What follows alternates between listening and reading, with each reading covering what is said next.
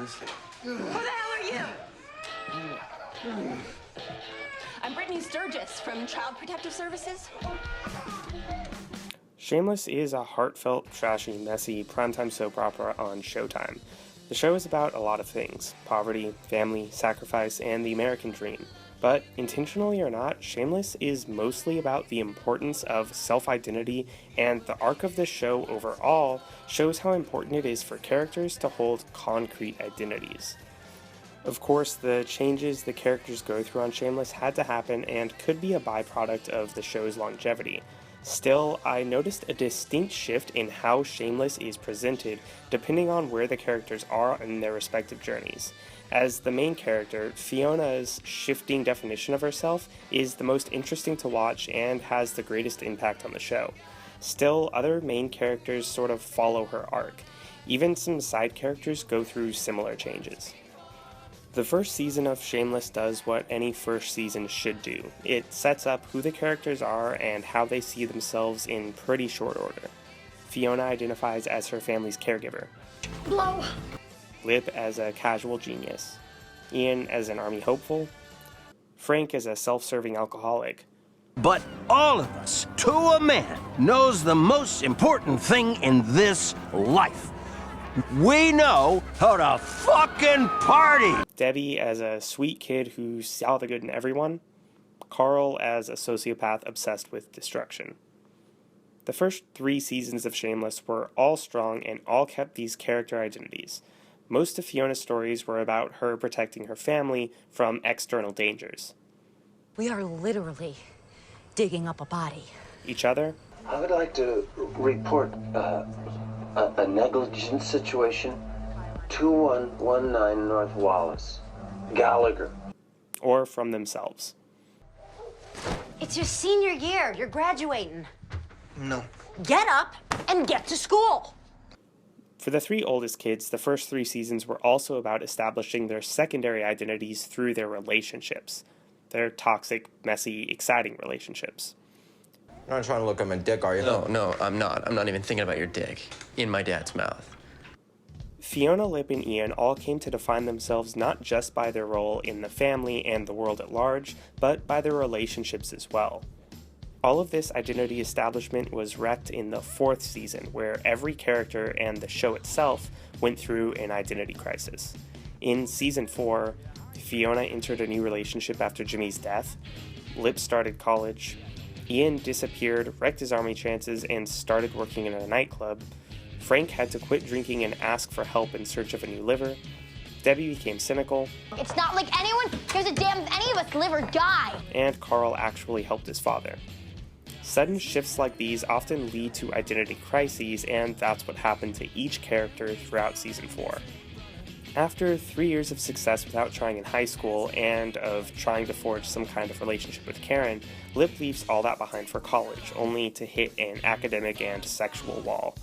Lip is no longer the smartest, coolest kid on campus, and is actually ostracized for things that made him popular in high school. Wow, so you think that just because you were some hot shit back home that hood rat attitude is gonna work here? But Lip had to adapt pretty quickly to help everyone deal with Fiona's identity crisis. So how long you in prison if you lose? 5 years. All right, so that makes me almost 25, still at home, taking care of the kids. Also, without her original relationship with Jimmy Steve because of his death, in Season 3, Fiona's 4th season spiral seemed like it was caused by the remnants of that relationship. That toxic, unstable, exciting relationship didn't prepare her for dating her boring boss. Even though she tried to change, her established relationship identity led to some problems. But Fiona's main breakdown actually had nothing to do with that relationship and everything to do with her main identity and relationship with her family. With Lip gone to college, Ian gone to the army, Debbie gone to puberty, and Carl spending all his time with Frank, Fiona's identity as a caregiver was destroyed in the 4th season, leaving a massive void and lack of purpose in her life. Where are you going? School. With Liam? Yeah. Well, I was gonna go meet with my lawyer, but I was gonna take Liam with me. This was also exacerbated by her conflicted feelings over her smaller role in her siblings' lives.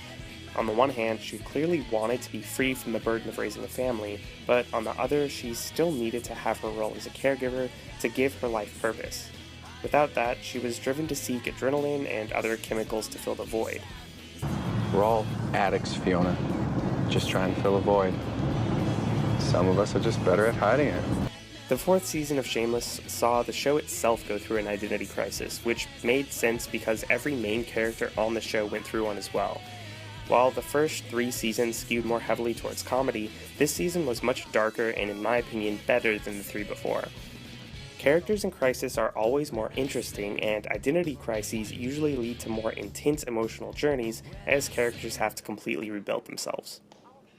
The problem with this show-wide identity crisis was the fallout. Recovering from shattered identity isn't easy and usually is a messy process. Fiona was able to move past her caregiver role, and Lip was able to somewhat adjust to his college life. But for the next 2 seasons, both characters spent the majority of their screen time engaged in toxic or bad romantic storylines.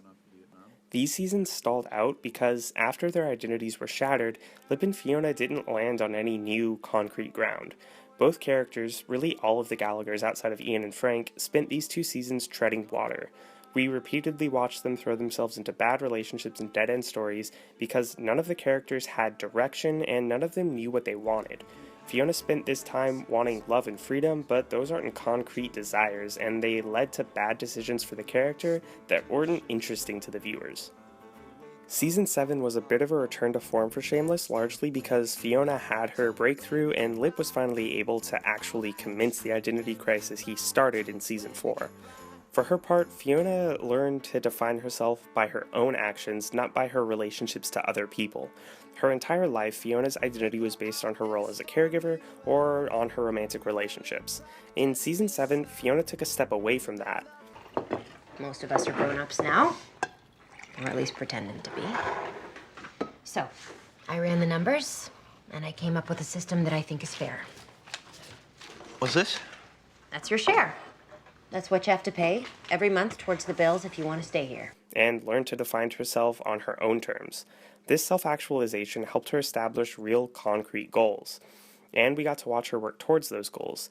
This is what creates compelling character and storyline. Meanwhile, Season 7 saw Lip's most recent relationship disintegrate, triggering his spiral. Lip never really had a chance to learn the lesson Fiona learned over her 2 seasons of downtime, and without his student-professor relationship or his effortless academic success, Lip lost sight of who he was. Does the ass of that bar still feel nice and worn in? It should, because that's where your father always sits. Crisis, like Clarity, creates conflict, emotion, and compelling stories. Shameless, and the characters on Shameless, had some ups and downs over these 8 years. Even though 2 seasons of stagnation was a bit much, those identity crises were somewhat true to life, and in the grand scheme of their character arcs, that stretch was essential for their growth. Hopefully in the coming episodes, Lip is able to learn the lessons Fiona learned. That the only way to find peace is to define yourself not by your relationship to those around you, but on your own terms. As always, thank you guys so much for watching, and to all the people that have subscribed over the last few months, thank you for getting me over 1,000 subscribers. It's really amazing to think that there are 1,000 people who care about anything that I have to say, so that's been really cool to watch grow. Hopefully it isn't another 3 months until I upload next, but whenever it is, I'll see you guys then.